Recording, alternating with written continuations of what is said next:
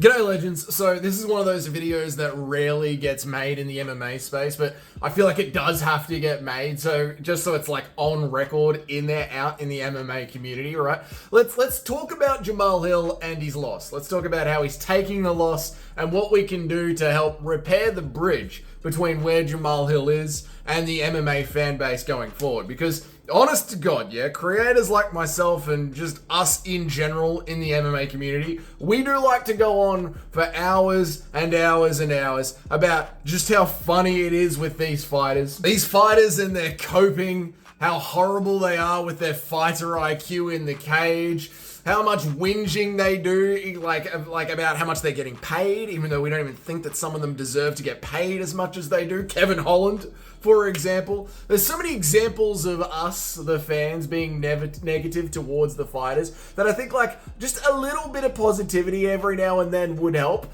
And this is directed firmly at Jamahal Hill. Yeah, Jamahal, formerly known as Jamahal Hill, but I think going forward we're going to be introducing a Humble Hill. To let this video stand as the marking point between Jamahal Hill and Humble Hill going forward. Look, it's no surprise that ever since the knockout against Alex Pereira, we've all heard about this, Jamahal Hill was created, and he did everything that he could to keep his name in the media while he was getting his next fight sorted out, which was, you know, just against Yuri Prohaska at UFC 311. He has done a whole bunch of yapping on his podcast where he's just consistently said absolutely delusional takes. You know, that the stoppage with Alex Pereira was controversial, even though it clearly wasn't. Yeah, they touched gloves. They reinitiated the fight. He got caught clean. It is where it is. You know, then he goes and laughs at Yuri Prohaska, you know, saying, I got caught. You got dominated. I only got caught. And all of this is aside from his seemingly endless Twitter career where he seems to be getting into constant back and forth with every single MMA fan on the internet. And I really do believe that Jamahal Hill is very connected to his fan base on the internet. Like, even me, myself, when this channel only had a couple of hundred subscribers, it's still a very small channel, but I'm talking about literally when it had like 500 subscribers, around that mark. Jamahal Hill watched one of the videos that I made about him and commented on it. Now, it was just an emoji, and it could have been someone from his social media team, but it does go to show that Jamahal Hill does care very much about the fans, for even someone on his page, whether that's him or someone on his team, to interact with such small creators across the entire platform. And again, even if it is someone on his team, like, I don't know, his brother or something, and the payment that he's getting is not being hit in the face. Stop, Dougie.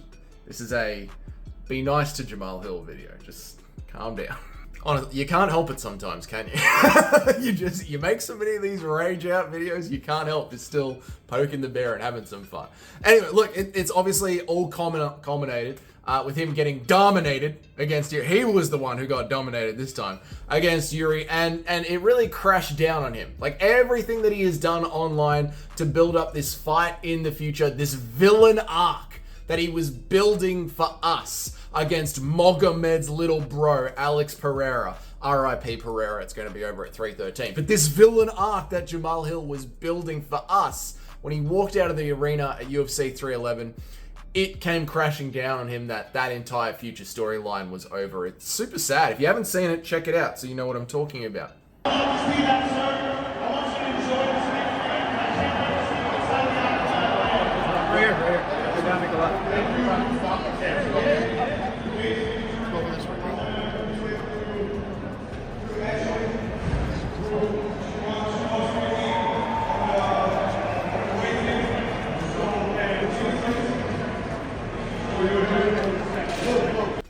And you know, that's when it hit me too. It dawned on me too. This guy, he's tried. He has really, really tried. Not just in the cage, but he's tried online for us, the fans, to make this entertaining. There's been this conversation happening in the Discord lately about being too harsh to the fighters. I guess it makes sense. You know, on this channel, we do talk a lot of trash.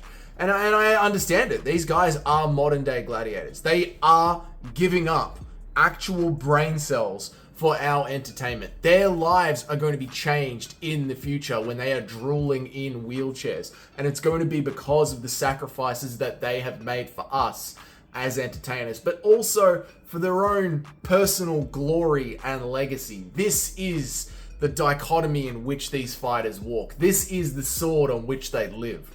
Yes, they get a paycheck, but the ones that go the extra mile to entertain us, they're the ones that get the extra paycheck. You know, it's 100% possible to be a UFC fighter, to be an MMA fighter, like Beneil Dariush.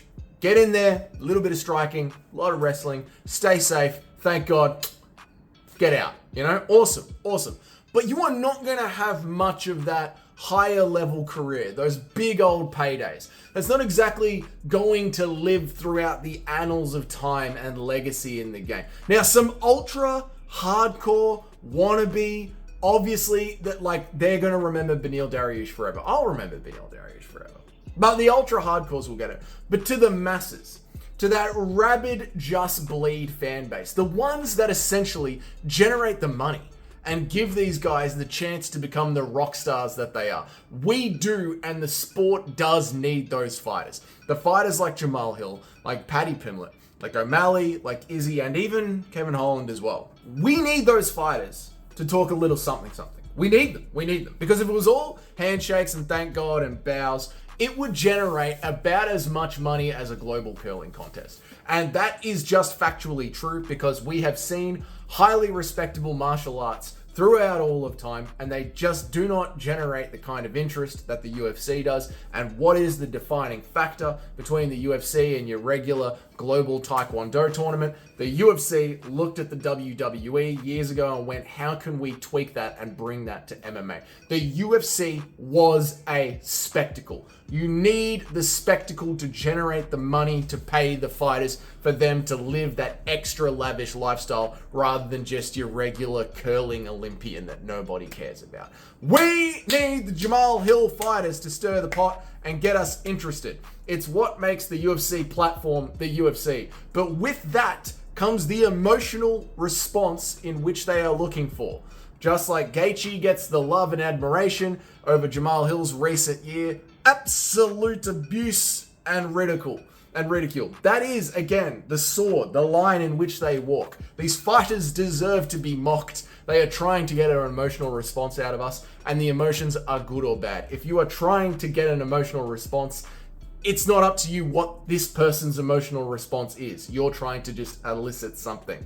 That's the line in which they walk. However, I do think once we have together ejaculated that emotion all over the MMA fan base, it's time for a little deep breath and to just look at the landscape of where we are now, you know? So Jamahal Hill on this YouTube channel, this is a fan channel. This isn't a X's and O's Henry Cejudo yapping in front of a whiteboard channel. You know, I really believe, man. I really believe Marab, he'll shoot a takedown, man. And the cardio dude, I think he'll shoot a takedown. It's not that kind of a channel, man. All right, this is a fan-based channel. It's me being a fan, sharing my experience with other fans, and now it's turned into them sharing their experience with me as being fans of MMA, and we get to enjoy the highs and the lows together. And Jamahal Hill, big fella, you have just been dominated. You have been dominated. And we have shit-talked you the entire time. But what a goddamn ride it was, mate. It was so fun to watch all the absolute nonsensical trash that you were talking, and kind of fun and satisfying to watch Yuri Prohaska beat the piss out of you. But it clearly took a lot out of you. What a run. So on behalf of the MMA fans, even if it is in this small corner of the internet, on behalf of the MMA fans, thank you very, very much, Jamahal Hill, for the entertainment. It was great to watch, man.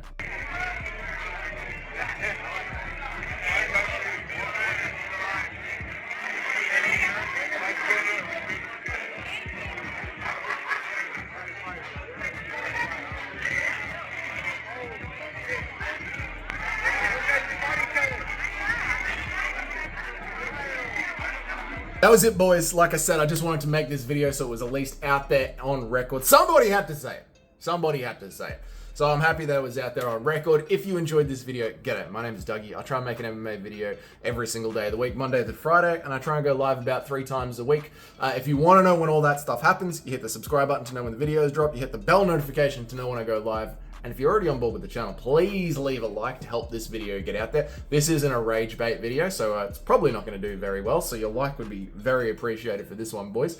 And if you are one of the paying members of the channel, thank you so much. Your names are on the next slide. Thank you very much for supporting the channel. I'll see you all in the next one.